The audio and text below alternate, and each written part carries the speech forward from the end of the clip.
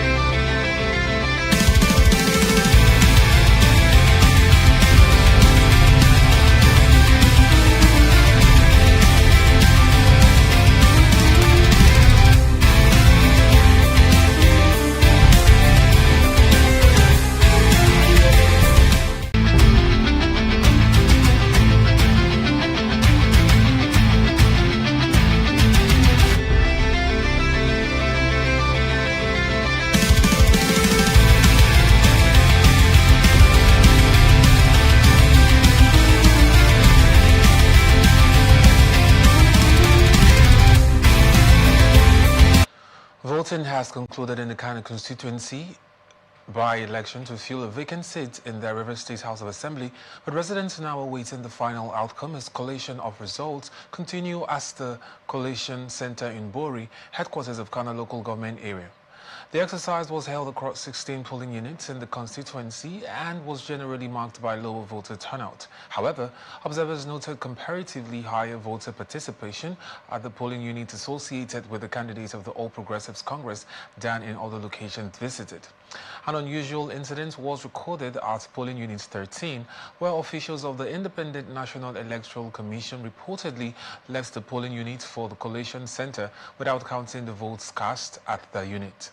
Only 5 political parties appeared on the ballot papers following the absence of 2 major opposition parties.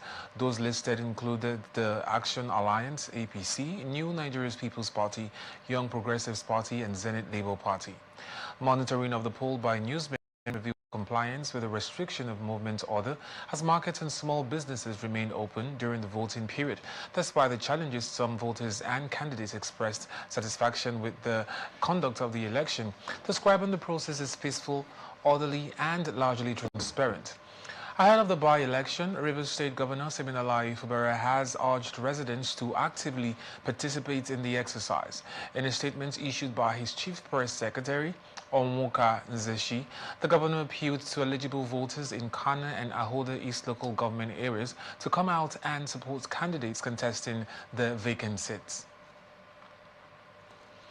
People of Eti Nabu Ndagbo community in Afaruku, Umuahia North local government area of Abia State have appealed to President Bola Tinubu to urgently release their son, Nnamdi Kanu.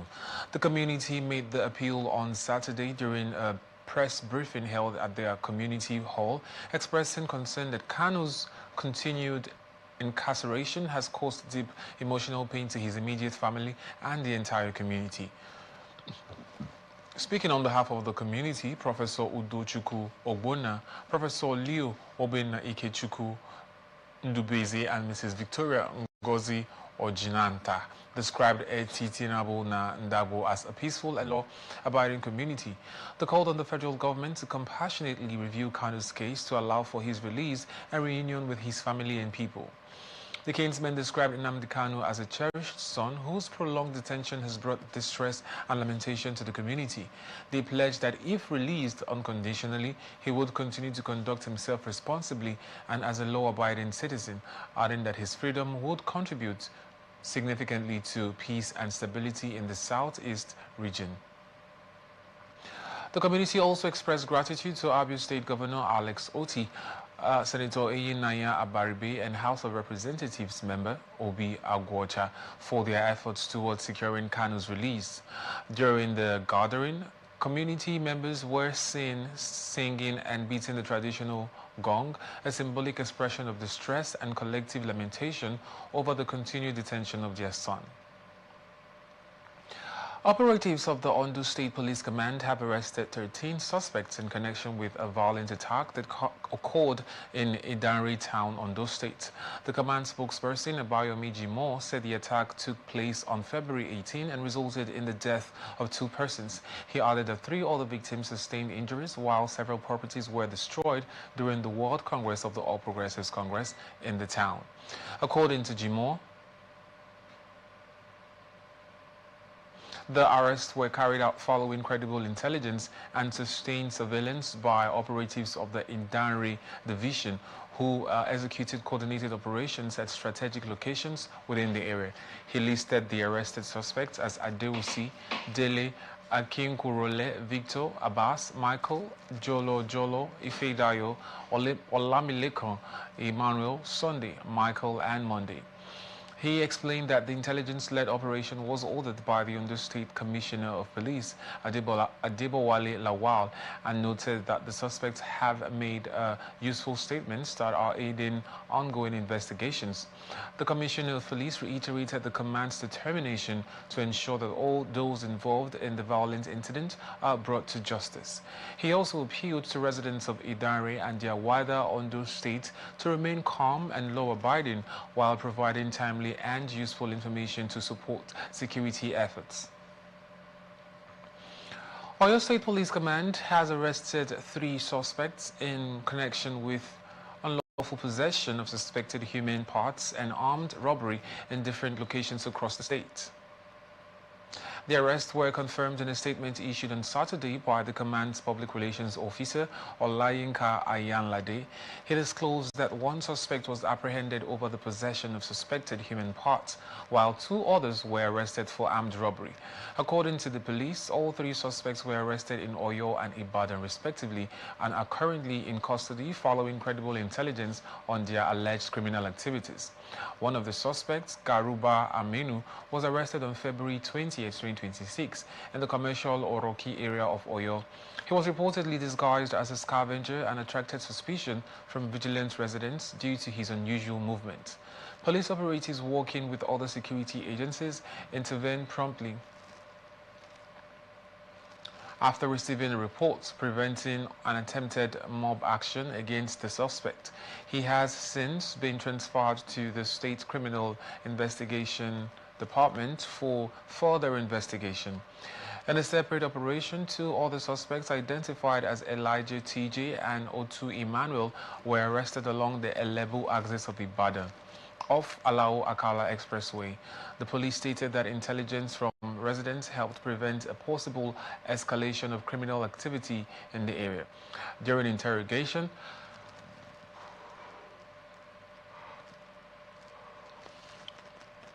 the 2 suspects reportedly confessed to involvement in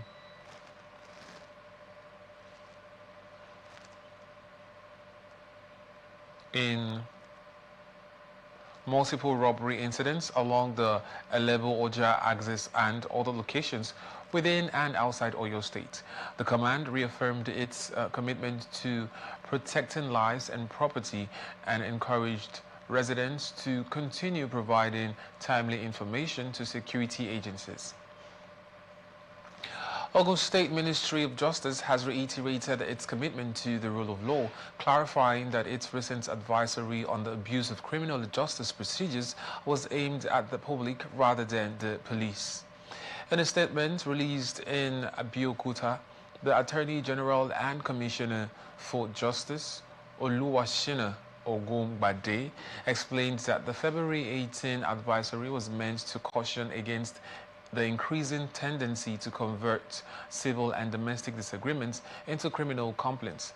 The ministry noted that petitions arising from purely civil disputes often place unnecessary pressure on law enforcement agencies and distract them from genuine criminal investigations. It explained that the police are legally required to act on complaints presented to them, which may involve taking statements, inviting suspects, or effecting temporary detentions when allegations are framed as criminal. According to the ministry, the civil nature of many disputes frequently becomes clear only after investigations have begun, at which point individual liberties may already have been briefly restricted. It stressed that accountability for such misuse rests with complainants and the advisors who knowingly misrepresent civil matters as criminal cases. The Attorney General commended both former and current Commissioner of Police in Ogun State for their professionalism and clear understanding of the boundary between civil and criminal jurisdiction. He also acknowledged the contributions of Frank Mba, describing him as a legal professional who demonstrated firm adherence to the police mandate in criminal law enforcement. Kano State government has approved 99 million naira for the first phase of an anti-rabies control program aimed at vaccinating at least 10,000 dogs across the state. The initiative, announced by the Ministry of Livestock Development, is designed to prevent the spread of rabies and other zoonotic diseases that threaten both human and animal health. Officials say the approval was granted by Governor Abba Kabir Yusuf as part of efforts to protect residents from preventable but deadly infections transmitted mainly through dog bites. The program will be coordinated by the Ministry of Livestock Development under the supervision of the Commissioner, Aliyu Isa Aliyu, who described it as a critical public health intervention. As part of the strategy, authorities will conduct a statewide dog census to obtain accurate data for planning, monitoring, and long-term disease control. Residents have been urged to present their dogs for vaccination and support government measures to curb the spread of rabies. Health experts warn that rabies is almost always fatal once symptoms appear, making mass vaccination the most effective method of prevention. Troops of Operation Hadinkai have rescued 3 children abducted 2 months ago and neutralized 5 suspected ISWAP terrorists during a fierce early morning battle in Borno State. The Joint Task Force, a Northeast Operation Hadinkai, disclosed this in a statement on Saturday, noting that the encounter occurred during a fighting patrol around Sabsawa village. According to the military, troops engaged suspected JAS ISWAP fighters with overwhelming firepower, forcing them to retreat while 5 insurgents were killed during the operation. In a separate mission, soldiers deployed at Ngorosoye in Bama local government area rescued 3 abducted children, Abba 12, Fatima Abba 8, and Aisha Abba 6, during the perimeter patrol. Preliminary findings indicate the victims were kidnapped about 2 months ago along the Gubiu axis after being moved to Bula Daloye. The children have since been handed over to the police for further action. Meanwhile, an 18-year-old suspected terrorist identified as Abubakar surrendered to troops in Gaidam, Yobe State, and is currently undergoing profiling. Military authorities said operations across the theater remain ongoing, with troops maintaining pressure on insurgents to restore peace and stability in the Northeast region. Chairman of the World and Local Government Congress Appeal Committee of the All Progressives Congress in Katsina State, Jamilu Owais Zaki, says the successful conduct of world congresses across the state is a strong indication of victory for the party in the 2027 general elections. Owais Zaki made the assertion on Saturday in Katsina during a joint briefing on the Congress Congress is held on Friday across all 361 wards in the state. He said the exercise demonstrated transparency, fairness and equal opportunity for party members, noting that the outcome reflected the credibility of the screening process conducted across the wards. According to him, party members conducted themselves peacefully and orderly, while the exercise showcased the party's commitment to internal democracy, discipline and unity.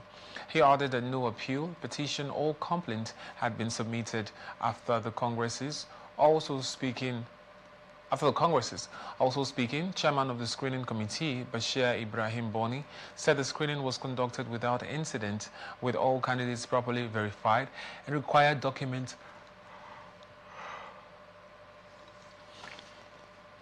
duly submitted before the exercise. He commended the local organizing committee for facilitating the smooth conduct of the Congresses. Earlier, Chairman of the local organizing committee and Chief of Staff to Governor Diko Rada, Abdul Kader Maman Nassar, said the Congresses were held simultaneously across the state's 361 wards to produce party leaders capable of strengthening the APC ahead of future elections. He also noted that improved security across the state enabled unrestricted access to all wards during the exercise. Gombe State Governor Muhammadu Yahaya on Saturday participated in the Local Government Area Congress of the All Progressives Congress held in Gombe. Speaking at the Gombe Local Government Area APC Congress at ED Primary School, the governor reaffirmed his commitment and loyalty to President Bola Tinubu, stating that the APC remains united, focused and determined to deliver good governance. Yahaya expressed confidence that based on the party's performance and growing grassroots support, the APC is well positioned to record a decisive victory in the 2027 general elections at all levels. He commended party members and stakeholders for their unity, discipline and dedication to strengthening the party across Gombe State. He noted that the peaceful and orderly conduct of the Congress reflected the maturity, cohesion and strength of the party's internal democratic processes. According to him, the ongoing Congresses would further consolidate the APC's structure at the grassroots, deepen internal democracy and enhance its chances of future electoral success. The governor also assured members that APC-led administrations at both state and federal levels would continue to implement people-focused policies and programs aimed at improving the welfare and living standards of citizens. He urged party supporters to remain steadfast and committed to the ideals of the APC. In his remarks, the chairman of the State, Local Government Area and Ward Congresses Committee in Gombe State, Danjuma Dabo, announced that a consensus arrangement was adopted for the Congresses after consultations with stakeholders to promote unity and stability within the party. Minister of the Federal Capital Territory, Nyesom Wike, has expressed satisfaction with the peaceful conduct of the area council elections across Abuja, despite reports of low voter turnout in some areas. Speaking after monitoring the exercise and interacting with voters, Wike said the security situation across the capital remained calm, crediting security agencies for maintaining order. He added that security personnel performed effectively throughout the voting process. The minister also commended officials of the Independent National Electoral Commission for their professionalism and confidence in managing the electoral process. Reacting to criticism by Senator Ireti Kingibe over the movement restriction imposed for the elections, Wike denied ordering a curfew. He clarified that the directive restricting movement from Friday night to Saturday evening was approved by the president and was not a personal decision. The elections are being held across the 6 area councils of the FCT, Abuja Municipal Area Council, Buhari, Gwagwalada, Kuje, Abaji and Kwali, where voters are electing chairmen and councillors. More than 1.5 million registered voters are expected to decide 68 elective positions, including 6 chairmanship seats and 62 councillorship posts. Yaga Africa has released its preliminary report on the Federal Capital Territory Area Council elections, expressing concerns about the integrity of the ward collation process scheduled to commence shortly. The civil society organization reported several lapses during the exercise, including the late arrival of election materials at some polling units and inadequate notification to voters whose polling units were relocated due to congestion. It noted that many voters were unaware of the changes until election day. Yaga Africa also observed widespread voter apathy across most of the areas monitored, alongside the absence of essential voting materials in some polling stations. According to the group, these issues negatively affected over participation and the overall credibility of the process. The organization further raised concern over the deployment of security agencies, which it said significantly restricted the movement of election observers in some locations. While stressing that its findings remain preliminary, Yaga Africa urged the Independent National Electoral Commission to strengthen voter engagement through timely and adequate information dissemination. It also called on INEC to improve its logistics and distribution framework, which it described as weak. Similarly, another coalition of civil society organizations, Ballot Eye, reported comparable challenges, particularly to the last-minute relocation of voting stations. The group said this development disenfranchised many eligible voters.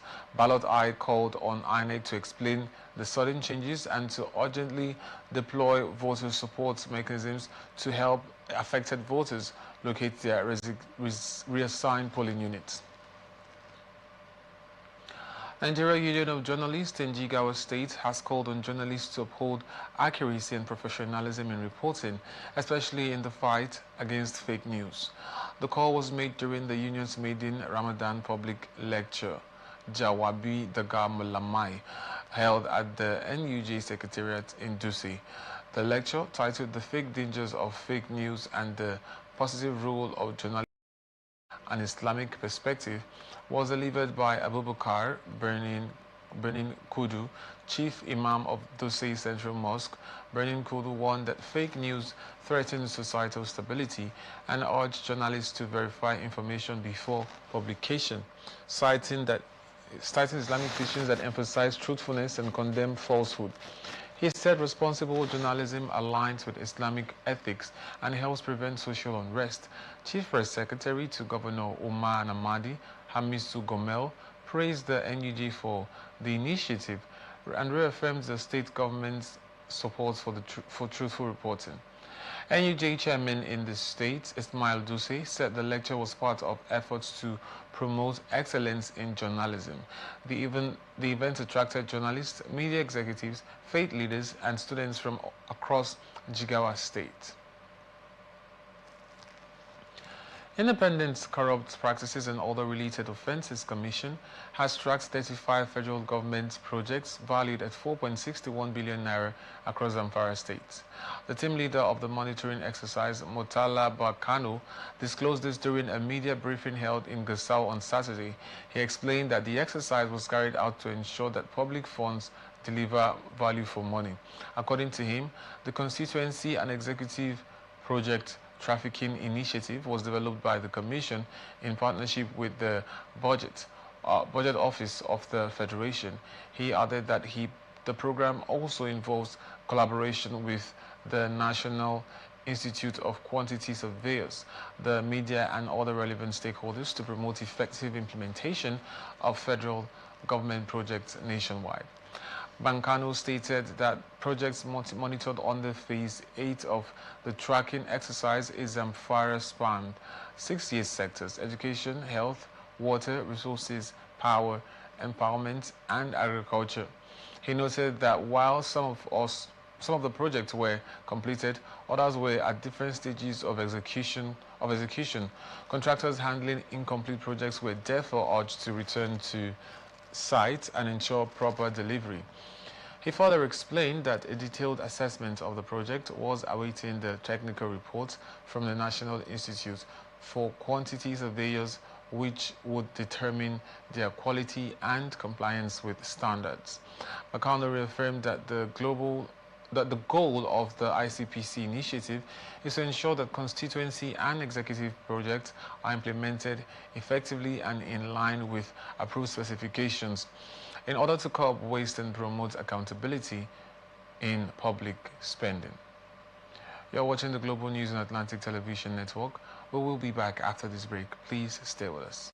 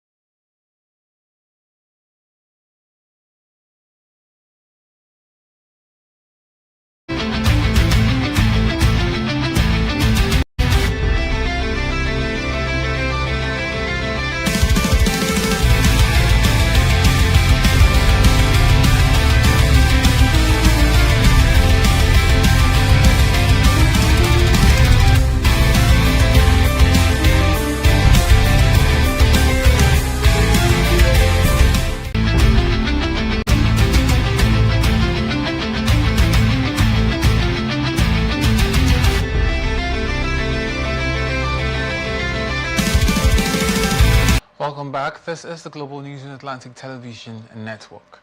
Now to the rest of our stories.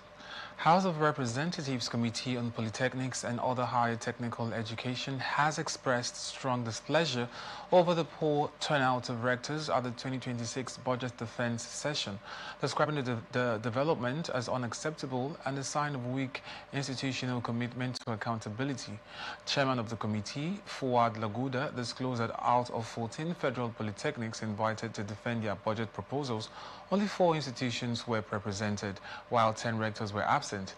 He also revealed that only 22 out of 36 federal polytechnics nationwide submitted their budget reports ahead of the exercise.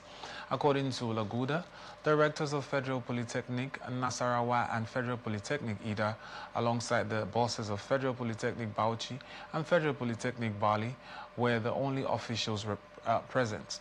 Several absentees reportedly blamed the ongoing FCT elections and restrictions on vehicular movement, an explanation the committee rejected as inadequate. Lagoda stressed that budget defense is a constitutional responsibility central to transparency and effective use of public funds, warning that failure to honor invitations undermines governance and institutional discipline. Due to the poor attendance, the committee adjourned the session and postponed the appearance of even the institutions that were present, pending a new date when full compliance is expected.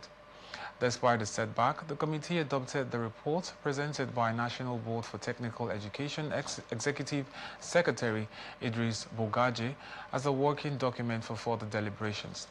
The lawmaker urged polytechnic administrators to show greater seriousness in leadership, noting that oversight by the National Assembly is aimed at strengthening institutions, not intimidation. He emphasized the need to reposition polytechnics to produce globally competitive industry-ready graduates capable of meeting Nigeria's technological and manpower needs. Federal government has raised concerns over the high debt servicing, attributing mounting fiscal pressures not to debt sustainability metrics, but to steep interest rates imposed on developing countries in the international market.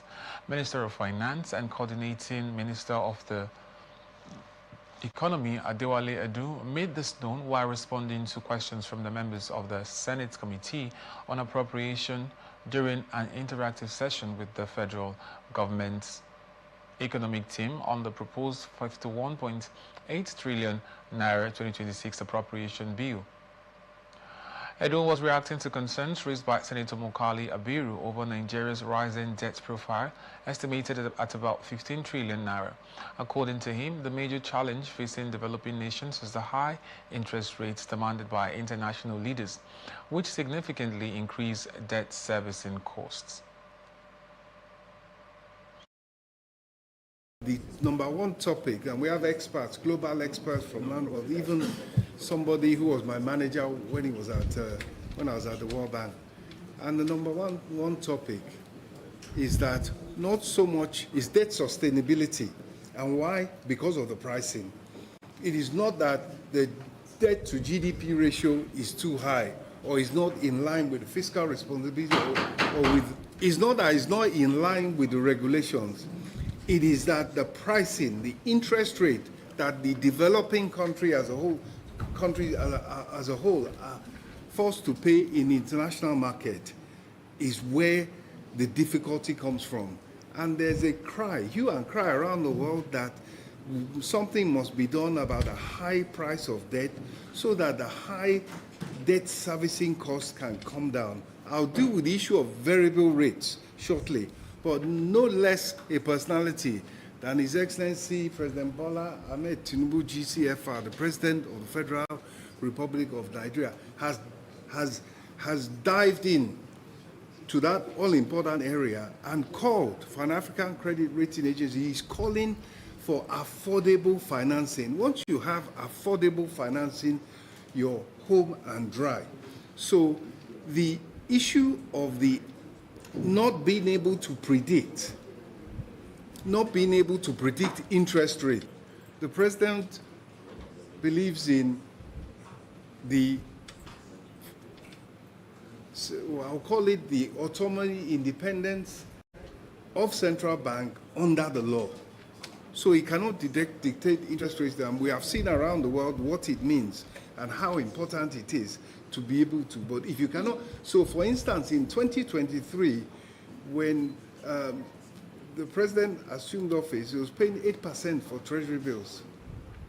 It went as high as 24% because what it is, the stability, the appreciation of the exchange rate is directly related to being able to attract foreign exchange, and a large part of being able to attract foreign exchange is giving them the price they want.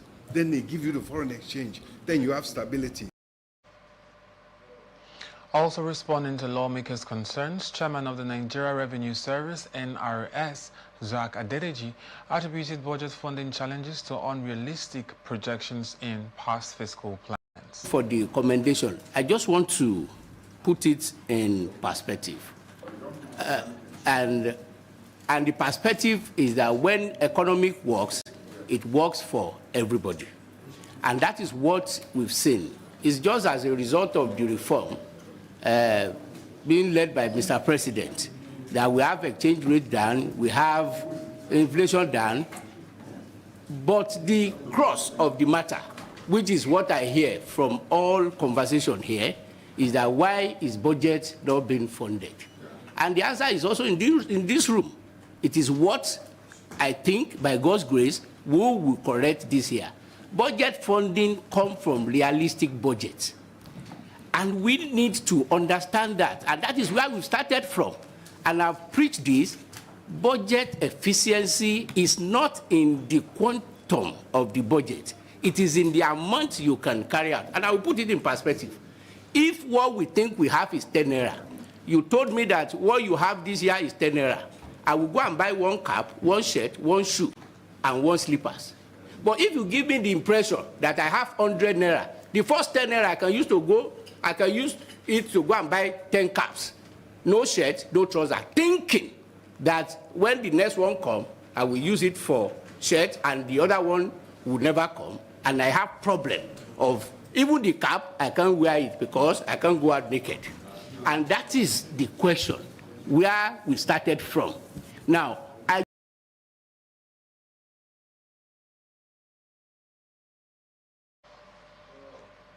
The engagement, according to Senator Olamileka Adeola, formed part of ongoing legislative scrutiny of the 2026 budget proposal as lawmakers pressed the executive on debt management, oil revenue projections, and strategies for improving budget performance. Giving us a detailed breakdown of the entire 15.19 trillion. But before then, speak to the budget performance of the previous year, which is that of 2025. And from there, we dovetail into 2026.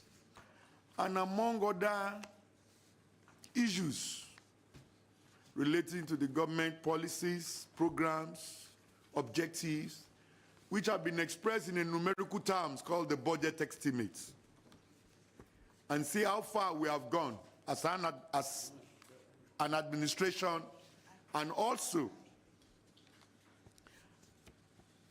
what is left to be attended to, and how the Committee on Appropriation can intervene on some of these challenges confronting the nation's budget. Universal Basic Education Commission has launched the nationwide learner support program aimed at reducing the number of out-of-school children in Nigeria. Speaking in Makurdi, UBEC Executive Secretary Aisha Garba said the initiative is designed to ensure that every Nigerian child has access to basic education, regardless of background. The program will distribute over 1 million school kits, including bags, sandals, pencils, and exercise books to vulnerable pupils from low-income households. Officials say the intervention will ease financial burdens on families and improve school enrollment, retention, and completion rates. Garba stressed that tackling the out-of-school crisis requires collaboration among government communities and development partners, noting that poverty, insecurity, and infrastructure gaps remain major barriers to education access. Parents, educators, and disability advocates have renewed calls on the federal government to urgently fund inclusive schools, expand access to therapy services, and strengthen policies protecting children with special needs. The appeal was made at the 2026 Special Education Needs and Therapy Empowerment Conference in Lagos, where stakeholders said inadequate funding, weak policy implementation, and uneven access to therapy services remain major challenges for families. Speakers highlighted persistent stigma, revealing that many children are kept out of school or denied public services because of their conditions. They stressed that inclusive education should be mandatory in all schools with trained teachers and support systems. Participants also called for stronger anti-discrimination laws and long-term planning to support children with special needs into adulthood, warning that without urgent government action, many families will continue to struggle in silence. African Democratic Congress has condemned the Minister of the Federal Capital Territory, Nyesom Wike, over his visit to polling units during the area council elections in Abuja. In a statement issued Saturday, the ADC described Wike's presence at polling units as direct interference and a potential source of voter intimidation, especially coming after a curfew was imposed on residents. The party said Wike is not a registered voter in the FCT and as a partisan cabinet member has no constitutional role in the electoral process. ADC also alleged voter suppression and intimidation, accusing some security personnel of collaborating with ruling party agents and urged voters and party agents to remain vigilant and document irregularities. The party further raised concerns over disruptions to the INEC results viewing portal IREV, calling on the Commission to immediately restore the platform and explain the outage. However, Wike, who was seen in Karu, Kashi, and Gaki, defended his actions, saying the elections were peaceful, security was effective, and voter turnout was encouraging in satellite towns, though low in the city center. INEC has yet to respond to the allegations. Now to our business news. Federal Airports Authority of Nigeria has clarified that passengers are permitted to record personal selfie videos at the Murtala Mohammed International Airport, Lagos, but warned that filming other travelers without consent or recording in restricted security areas is prohibited. The clarification followed an incident in which a passenger was stopped while recording inside a security screening zone designated as a no-filming area. Fans said the intervention was necessary because the recording occurred within a sensitive security section of the airport. According to the authority, clear signage at such locations expressly forbids video recording. Officials reportedly approached the passenger politely and asked him to stop filming, explaining that other travelers have a right to privacy and that complaints about unauthorized recordings are common. The situation escalated when the individual allegedly refused to comply with the directive. Fans said the passenger was subsequently invited to the airport's Crime Investigation and Intelligence Unit for clarification, emphasizing that he was not detained. The agency described the interaction as strictly advisory, aimed at explaining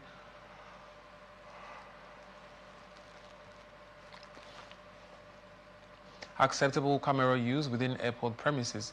It added that the passenger later acknowledged the breach, deleted the footage, submitted a written undertaking, and was allowed to continue his journey. Reassuring the public, FAN reiterated that personal selfie recordings are allowed within airport terminals. FAN urged airport users to comply with established regulations, noting that the rules are designed to protect privacy, ensure security, and support smooth airport operations.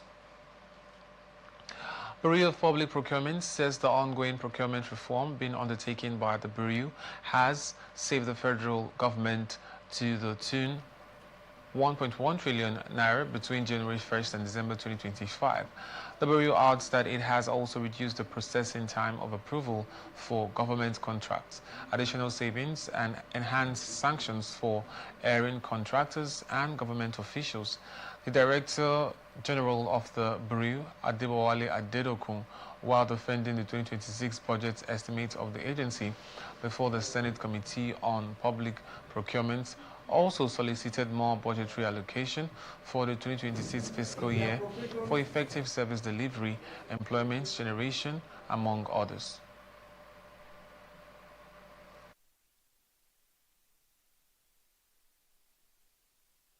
The Bureau embarked on sweeping procurement reforms since November 2024.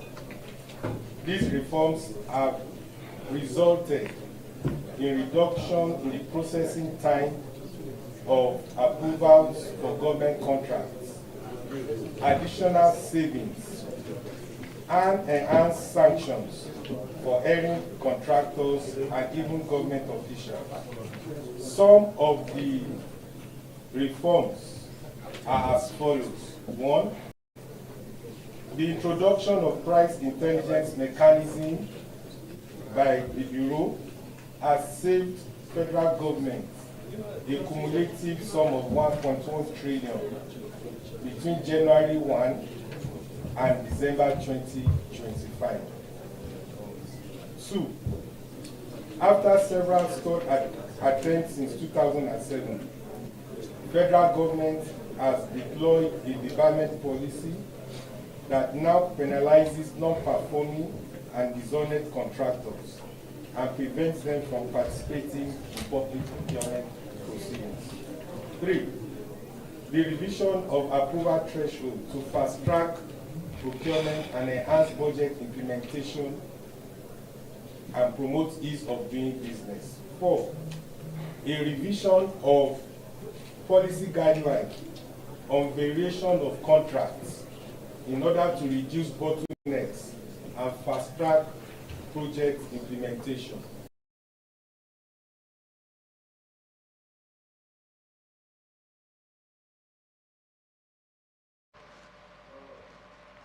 Adedoku DG, BPE, Sound 1, he said in 2025, the Bureau received a total of 4.032 billion naira, while the agency solicited more budgetary allocation to engender the fight and prevention of corruption, being the hallmark of President Bola Tinubu administration. Speaking earlier, the Chairman Senate Committee on Public Procurement, Senator Olajide Ipinsagba, highlighted the significance of the Bureau to socio-economic development in the country, noting that it should continue evolve as a tool for national development and not a loophole for inefficiency or waste. The PPP occupies a central and sensitive position within our governance and physical framework. As the regulatory authority of the public procurement in Nigeria, the mandate directly imparts service delivery, infrastructure development, investors' confidence, and public trust in government spending. Therefore, the committee takes this session with utmost seriousness. Distinguished officials, the 2026 fiscal year comes with heightened expectations. Nigerians demand greater efficiency and procurement processes, stronger compliance with established regulations, reduced procurement-related delays, and measurable value in government projects and contracts. The Bureau is expected to lead reforms that deepen integrity, professionalism, and digital transparency across the ministry, department, and agencies. As we consider your 2026 budget proposal today, the committee carefully examined the underlying your performance against the 2025 budget implementation, progress in procurement reform and digitalization initiatives,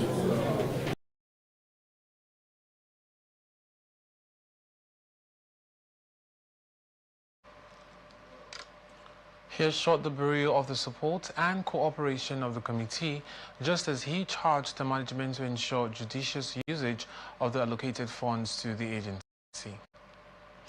Group Chief Executive Officer of the Nigerian National Petroleum Company Limited, Bayo Ojulari, has described the Dangote Refinery as a world-class facility commending its scale, advanced technology and operational performance. Ojulari made the remarks after touring the refinery complex on Saturday following an inspection of key sections of the plant, including the master control room. The visit was hosted by billionaire industrialist Aliko Dangote. Addressing journalists after the tour, the NNPCL chief urged Nigerians to appreciate the leadership and vision behind the project, noting the boldness required to undertake a refinery of such magnitude. He credited both Dangote and the Dangote Group for providing inspiration through the successful delivery of the project. Ojulari said inspecting the facility firsthand gave him a deeper understanding of its sophistication, describing the refinery as a showcase of cutting-edge global technology. He explained that concerns previously expressed about the refinery's single-train configuration were resolved after observing the plant's design and built-in redundancies, which he said ensure high operational availability. He also expressed pride in the refinery's performance, revealing that operational indicators had exceeded with the plant successfully tested beyond its full installed capacity. According to him, the performance data being observed reflects real-time operational efficiency and should be a source of pride for Nigerians. Ojulari congratulated Dangote on the achievement, reaffirmed NNPCL's position as a shareholder in the project, and expressed confidence that the refinery would play a transformative role in strengthening Nigeria's energy sector. You're still watching the news on Atlantic Television Network, and up next is International Tidbits. Donald Trump has announced an additional 10% tariff on imports into the United States, days after the Supreme Court of the United States struck down several of his earlier trade duties, dealing a major blow to his economic agenda. The tariff order was signed at the White House and is scheduled to take effect on February 24, I beg your pardon, for a period of 150 days, according to a White House fact sheet. Exemptions will remain for sectors already under separate investigations, including pharmaceuticals as well as goods entering the country under the United States-Mexico-Canada agreement. The new measure also applies to countries that previously negotiated tariff arrangements with the Trump administration, overriding earlier agreed rates. However, administration officials indicated that alternative mechanisms may later be introduced to apply adjusted or previously negotiated tariff levels.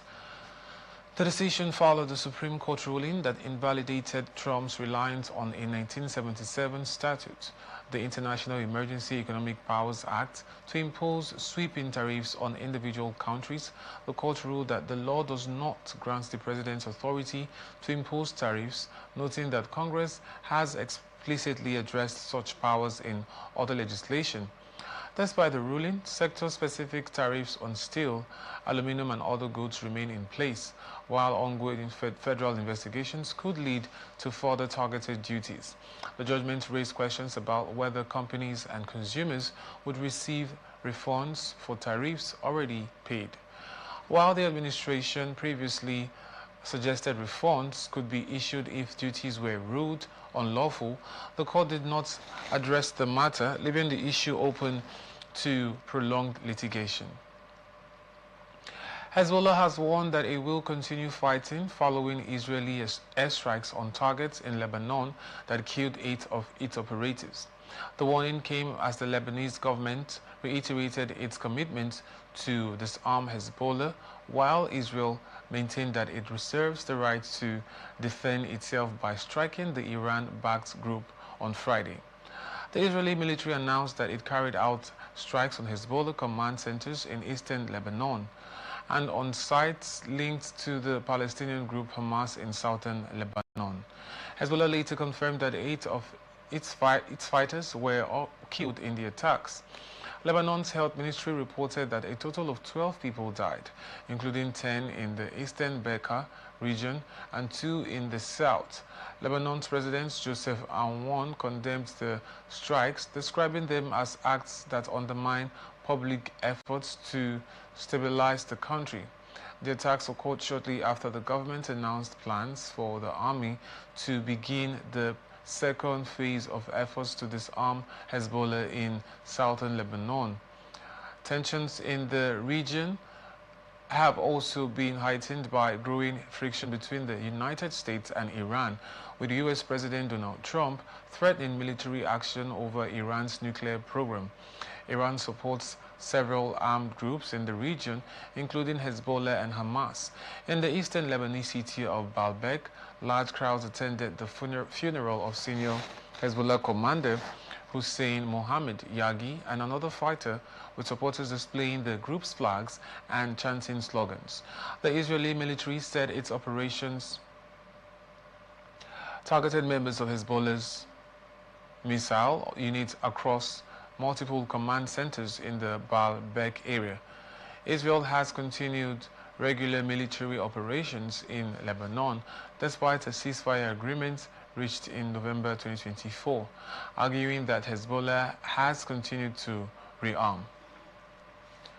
Venezuelan interim authorities have approved the release of 379 political prisoners following the passage of new amnesty law by the National Assembly. A lawmaker overseeing the process said court filings have already been submitted, with releases expected to begin with hours. The law was passed unanimously, raising hopes of families who have waited years for their relatives' freedom.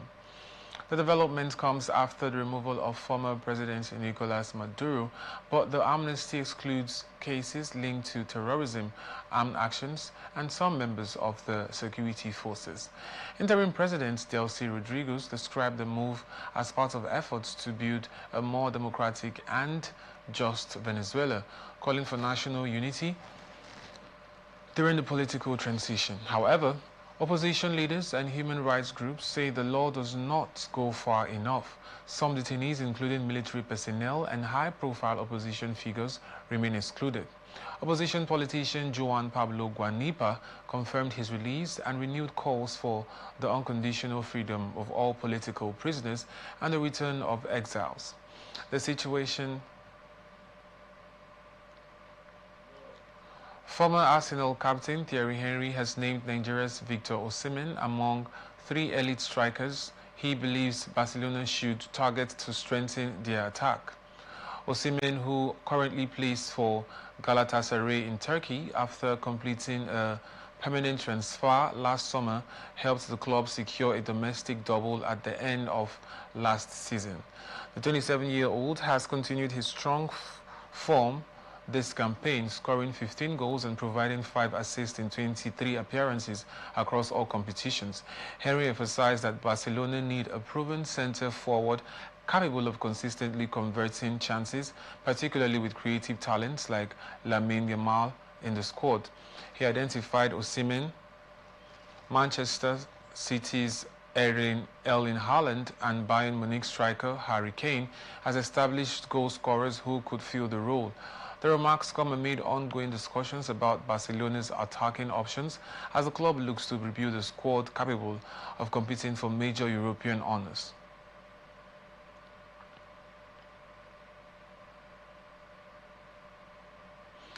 Panic broke out in the early hours of Saturday after a generator fire nearly escalated into a major incident at the new residence of popular TikTok content creator Habib Hamzat Pella.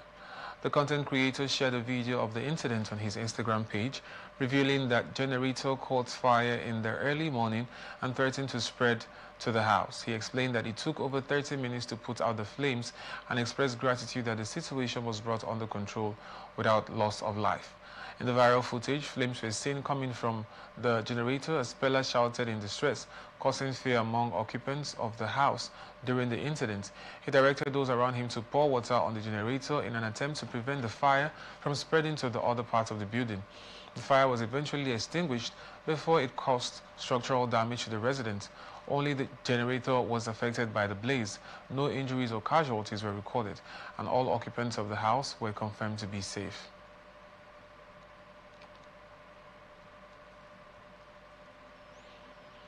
And that's the global news for tonight. Before we go, another look at the major stories.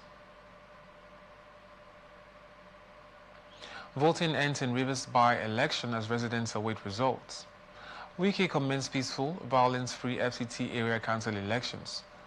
Reps committee slams rectors over poor budget defense turnout. Ojulari hails Dangote refinery as world-class facility. Trump imposes new tariffs after Supreme Court setback. Thierry Henry urges Barcelona to sign Victor Osimhen. TikToker star Pella escapes fire outbreak in Lagos home. I am Francis Necker. Thank you for watching. You can follow us on our social media platforms on Twitter now X at Atlantic TV Net, Facebook and YouTube at Atlantic Television Network, Instagram and TikTok at Atlantic TV Network. Peace and unity are the pathways to progress. Thank you for watching.